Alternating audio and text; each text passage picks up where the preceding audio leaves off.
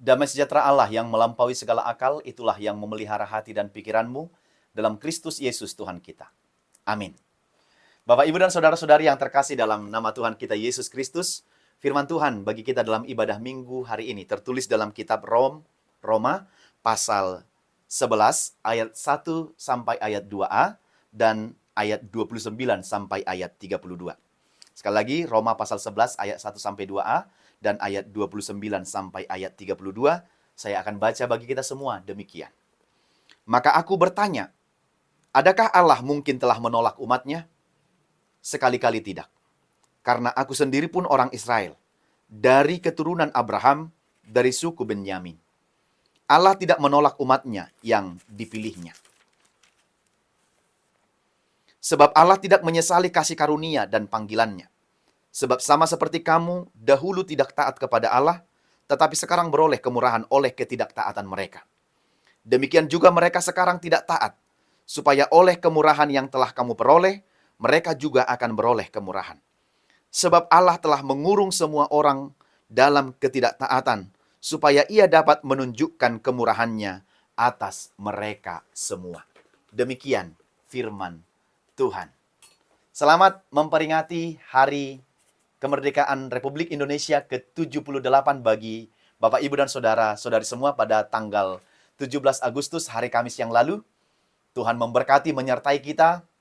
Tuhan memberikan yang terbaik bagi bangsa kita ke depan, semakin lebih baik dan semakin lebih berkembang dan lebih maju lagi. Serta turut mendoakan para pemimpin-pemimpin bangsa kita untuk melakukan semua tugas dan tanggung jawab mereka untuk mensejahterakan rakyat Indonesia ini. Bapak, Ibu, dan saudara-saudari yang terkasih dalam nama Tuhan kita Yesus Kristus, seberapa seringkah kita dengan pikiran kita yang terbatas ini untuk memahami dan mengerti Allah yang besar, yang maha kuasa, maha tahu, dan maha segalanya itu. Seberapa seringkah kita dengan pikiran kita yang terbatas ini kita pakai untuk memahami maksud Tuhan yang maha kuasa itu, maksud Tuhan yang maha tahu itu, maksud Tuhan yang maha besar itu, dan maksud Tuhan yang maha segalanya itu. Bukankah sebenarnya kita punya keterbatasan dalam pikiran kita dan kemampuan kapasitas berpikir kita untuk memahami maksud-maksud Allah dan rencana-rencana Allah dalam kehidupan kita? Kita bertanya-tanya atas kadangkala pengetahuan kita dan kita juga yang mencoba untuk mereka-reka jawabannya dalam hati dan pikiran kita. Kita bertanya-tanya, mengapa begini ya? Kenapa Tuhan tidak buat seperti ini? Lalu kita reka-reka juga jawabannya. Kalau begini kan lebih baik, harusnya Tuhan bertindak seperti ini. Harusnya Tuhan melakukan seperti ini. Seolah-olah di waktu-waktu tertentu, kita bertindak untuk menggurui Tuhan dalam kehidupan kita. Untuk melakukan seperti apa yang kita pikirkan, maunya itu yang akan dikerjakan Tuhan dalam kehidupan kita. Mungkin harusnya beginilah maksud Tuhan itu. Begitulah. Tapi kenapa tidak seperti ini? Kenapa tidak seperti itu? Lalu apa yang seharusnya kita lakukan agar sikap sok taunya kita itu tidak membatasi kuasa Allah dalam kehidupan kita? Bukankah harusnya kita meminta tuntunan Tuhan dalam kehidupan kita supaya kita dapat mengerti dan memahami apa maksud Tuhan dalam perjalanan kehidupan kita? Jadi yang utama adalah bukan malah menggurui Tuhan, bukan malah mengajari Tuhan, bukan malah mengajari Tuhan bertindak dan melakukan apa yang akan dilakukan untuk kita atau untuk dunia ini atau untuk orang lain, tetapi yang lebih tepat dan lebih bijaksana sebagai orang, sebagai ciptaan Tuhan yang terbatas ini adalah memohon tuntunan Tuhan, memohon hikmat yang dari Tuhan untuk memahami jalan-jalan dan rencana-rencana Tuhan dalam kehidupan kita ini. Saya pikir itu yang lebih bijak dan lebih tepat Bapak Ibu untuk mengetahui apa maksud dan rencana Tuhan dalam kehidupan kita. Bagaimanakah Tuhan merancang kehidupan kita supaya kita tidak mereka-reka dan menduga-duga apa yang mau disampaikan oleh Tuhan. Supaya kiranya biarlah Tuhan yang bertindak dan berkehendak, kita tetap turut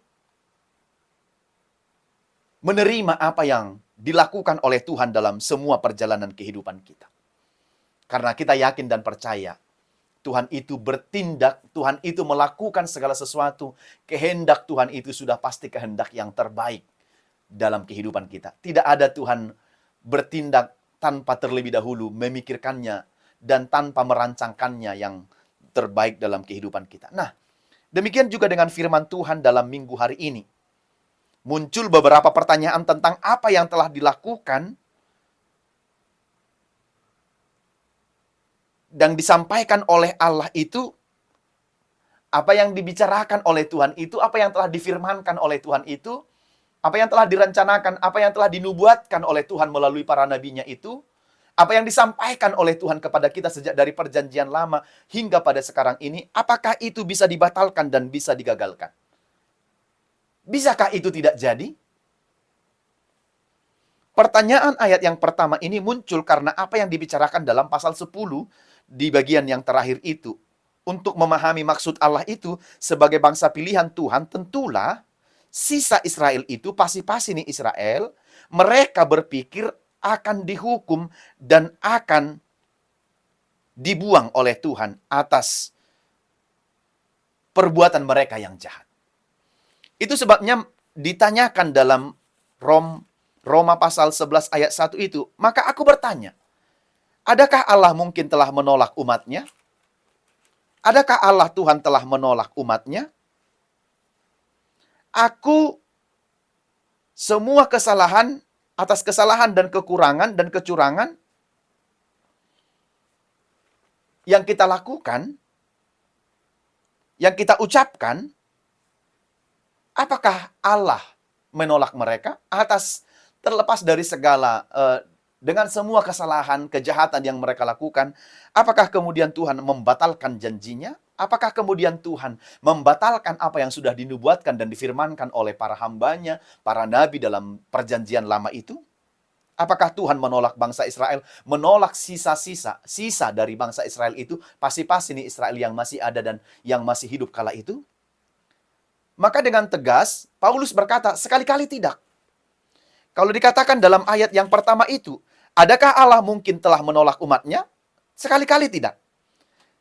Sekali-kali tidak. Allah tidak menolak umatnya yang dipilihnya itu. Ini adalah jawaban yang jelas dan pasti. Memang benar. Sesuai dengan apa yang kita pahami dan kita imani, Allah tidak akan mungkin menolak umatnya yang telah dipilihnya itu. Itu pasti tidak akan menolak. Artinya Allah itu masih tetap memandang mereka yang percaya dan tunduk dan taat menyembah Dia dan meminta belas kasihannya di dalam iman. Tuhan masih akan memandang mereka. Tuhan tidak menggagalkan janjinya. Tapi Tuhan tetap memandang mereka. Hukum Tuhan tidak mengenai kepada sisa-sisa Israel yang selalu percaya kepadanya. Kalau mereka tetap percaya kepada Tuhan, meski mereka adalah sisa dari Israel itu yang masih ada dan yang masih hidup, dan yang masih ada saat itu, mereka tetap dipandang oleh Tuhan.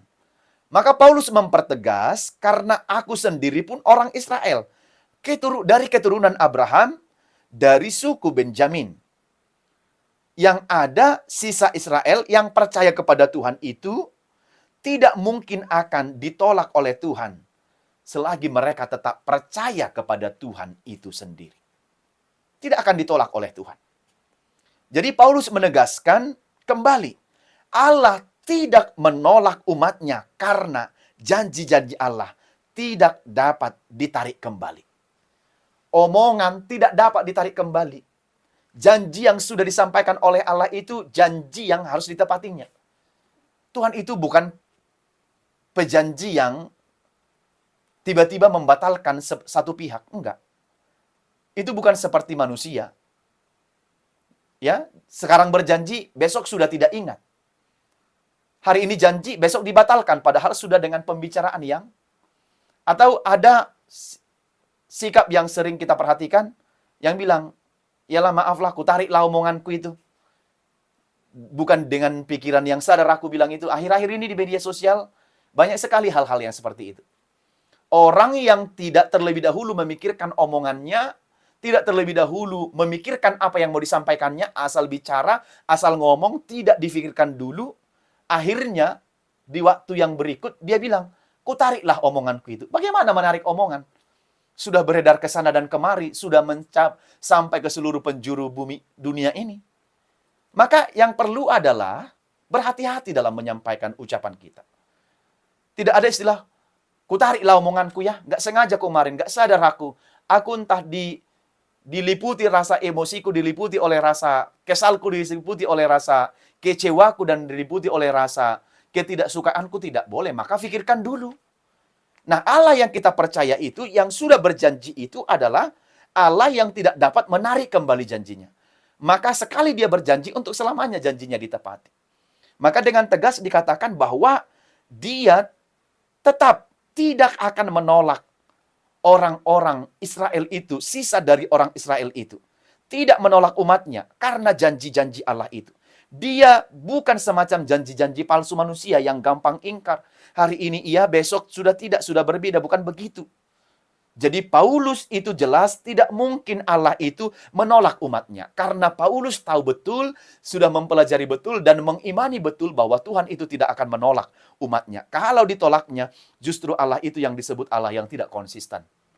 Tapi dia percaya Allah itu adalah Allah yang peduli, Allah yang tegas, Allah yang tahu, Allah yang betul-betul setia dan tidak pernah ingkar terhadap janjinya. Jadi lebih jelasnya lagi, Paulus itu memberikan dua hal untuk mendukung jawabannya itu. Yang pertama adalah dia mencantumkan kredensialnya sehingga orang Israel dalam ayat 1b itu dan menyampaikan dan menyimpulkan bahwa Allah tidak menolak umatnya yang dia kenal sebelumnya. Tidak pernah akan menolak. Toh Allah yang memilih itu, Allah yang menjadikan itu umat menjadi bangsa pilihannya. Jadi Paulus itu mencantumkan kredensialnya sebagai orang Israel. Nah, di ayat yang pertama tadi itu, dengan jelas dia bilang, "Karena aku sendiri pun orang Israel, dari keturunan Abraham dan dari suku Benjamin. Aku percaya aku tidak ditolak oleh Tuhan. Sepanjang aku percaya mengimani dia sebagai Tuhan dan Juru Selamatku, aku akan tidak ditolak oleh Tuhan." Yang kedua, jika dia percaya Tuhan tidak menolak umatnya, boleh kita bandingkan dalam 1 Samuel pasal 12 ayat 22. Dikatakan, sebab Tuhan tidak akan membuang umatnya, sebab namanya yang besar. Karena di konteks ini, mereka telah minta dalam 2 Samuel ini, ya, saya maksud dalam 1 Samuel 12 ini, ketika itu dikatakan Tuhan tidak akan menolak umatnya, Samuel bilang. Karena apa? Konteksnya kala itu adalah di teks ini, mereka meminta seorang raja untuk memimpin Israel. Jadi apakah berarti itu bahwa mereka meninggalkan Tuhan? Samuel berdoa dan meyakinkan umat itu menyampaikan, Tuhan tidak akan meninggalkan umatnya. Sekalipun kita memilih dan memiliki raja, bukan berarti Tuhan meninggalkan umatnya. Tuhan membiarkannya dan Tuhan pergi. Bandingkan juga dengan jawaban dari Paulus. Paulus jawabannya tentang menghubungkannya tentang Elia. Kalau kita baca nanti ayat 2 dan seterusnya sampai ke bawah itu, kalau dihubungkannya tentang Elia itu, di mana kala itu Raja Ahab membunuh para nabi Tuhan, Elia itu melarikan diri sebab dia sedih. Dia adalah orang yang tidak mau, dia menolak untuk menyembah Baal, tetapi Tuhan berjanji kepada Elia untuk memelihara dia, untuk memelihara sisa 7.000 bangsa Israel yang menolak penyembahan berhala itu. Lihat, Allah menunjukkan kasih setianya kepada Israel dengan memelihara sisa karena kasih setianya. Bahkan lihatlah, betapa berharga sebenarnya. Satu pun, seberapapun sisa itu, kalau itu tetap percaya kepada Tuhan, itu tetap berharga di hadapan Tuhan. Kadang-kadang orang tidak menghargai yang namanya sisa. Ya kalau sisa dibuang begitu ya. Kalau ada nasi tadi malam sisa, hanya beberapa orang yang memanfaatkannya, mengolahnya kembali menjadi makanan yang lain. Tetapi kalau yang lain, kalau sudah namanya sisa, lebih cepat dan lebih tepat untuk segera dibuang ke tempat sampah dan lalu dibuang jauh-jauh. Tetapi Tuhan menghargai, menghormati. Ketika Elia itu lari, dia sedih karena disuruh menyembah oleh Raja Ahab. Dia pergi, tapi Tuhan berkata, tenang, masih ada 7.000 orang lagi yang menolak untuk menyembah berhala. Sisa itu pun dihargai oleh Tuhan. Dan itu sangat berarti. Maka argumen Paulus ini memuncak juga dilanjut dengan ayat 29 sampai 32. Dalam ayat 29 itu dikatakan, sebab Allah tidak menyesali kasih karunia dan panggilannya. Ya, jadi Allah tidak pernah menyesali kasih karunia itu. Sekali diberikan kasih karunia itu tidak pernah disesalinya. Dan panggilannya itu kepada umat Israel pun tidak pernah disesalinya.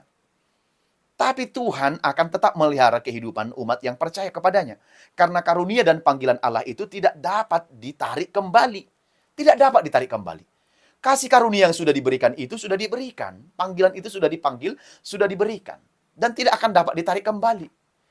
Maka bagaimana caranya adalah mereka yang harus berserah diri kepada Tuhan. Mereka yang harus mendekatkan diri kepada Tuhan. Tuhan akan selalu berulang-ulang kali memberikan kasih karunia dan penyertaannya. Maka Paulus menjelaskan ketidaktaatan Israel dahulu kepada Allah, namun sekarang beroleh kemurahan. Tetapi beroleh kemurahan Allah. Inilah dia, beroleh kemurahan Allah. Dahulu memang kalian ini sudah tidak taat. Israel ini sudah tidak taat. Sudah jahat, sudah jauh dari jalan Tuhan. Sudah percaya kepada ilah-ilah lain. Tetapi sekarang beroleh kemurahan. Lihatlah, kasih karunia itu berulang-ulang diberikan oleh Tuhan. Tidak hanya sekali. Berulang-ulang diberikan. Kemurahan itu berulang-ulang. Dan inilah juga sebagai tujuan Allah untuk keselamatan bangsa-bangsa lain.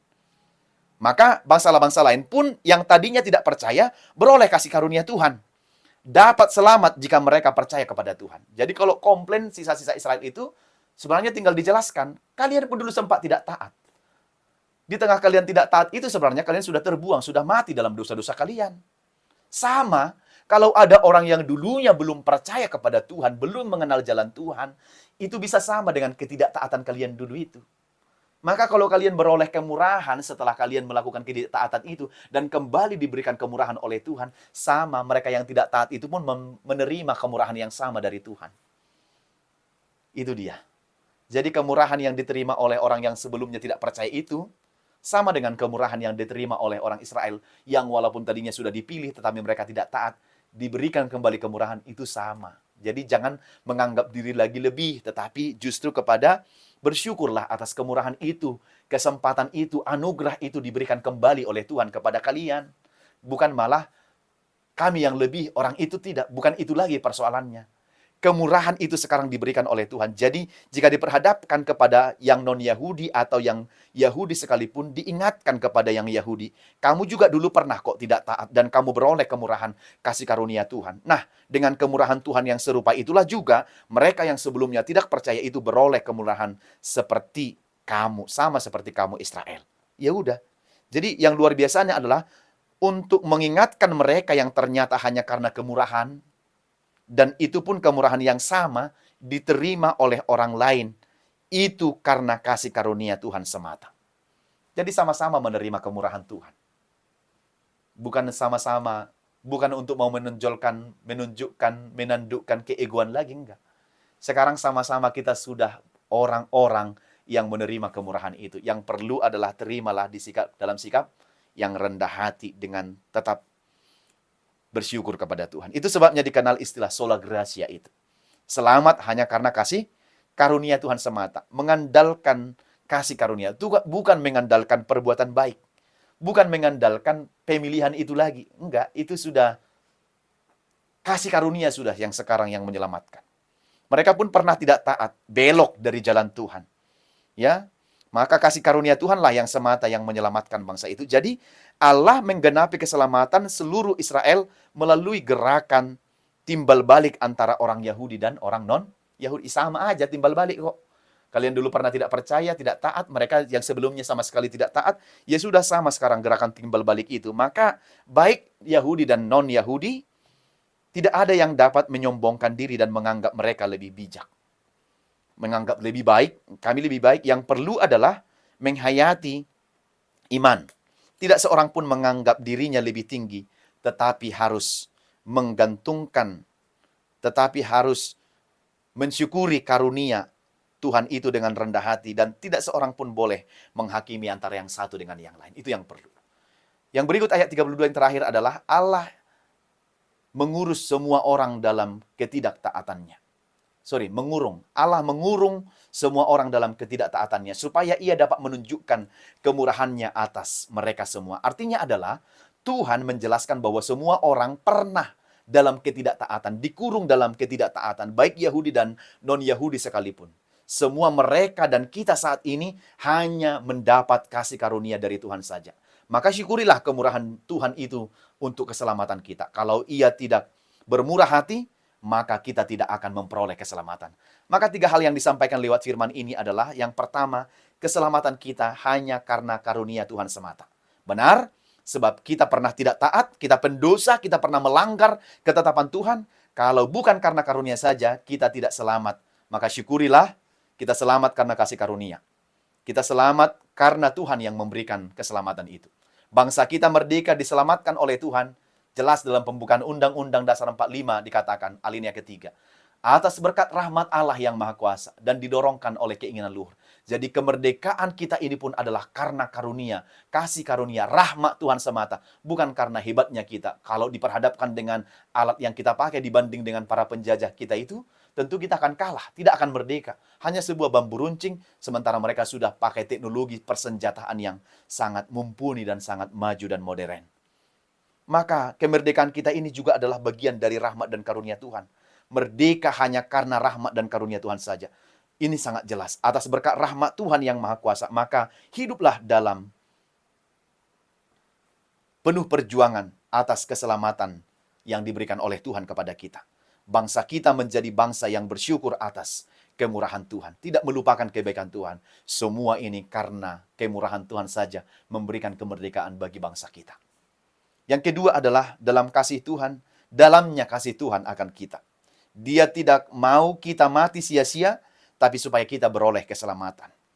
Dilepaskannya kita dari dosa, seperti itulah besar kasihnya kepada kita, dan besar kasihnya kepada siapapun yang percaya kepada dia. Tidak tergantung suku, ras, wilayah teritorial, tidak tergantung. Semua dikasihinya, sepanjang mereka percaya kepada Tuhan. Kalau sebegitu besar kasihnya dalamnya, begitupun juga dalamnya kasih kita terhadap sesama kita, sesuai dengan apa yang Tuhan kehendaki dalam hidup kita. Yang ketiga terakhir adalah, Tuhan tidak menolak umatnya. Yang sering justru manusia yang menolak perkataan Tuhan. Jadi sejauh apapun dan seburuk apapun masa lalu kita, jika kita mau kembali dan berbalik kepada Tuhan dengan kasih karunia-Nya, Dia menerima kita dan Dia akan membawa kita kepada kasih dan kemurahan-Nya saja. Maka syukurilah anugerah kebaikan Tuhan dalam kehidupan kita. Kita syukuri anugerah kebaikan Tuhan dalam bangsa kita Indonesia ini. Kita syukuri segala rahmat dan penyertaan Tuhan dalam semua perjalanan kehidupan kita yang tidak pernah habis-habisnya, tetapi selalu Dia berikan demi kebaikan, demi sukacita, dan demi apa yang akan kita terima daripada Tuhan dalam perjalanan kehidupan kita ini. Tuhan memberkati kita. Amin.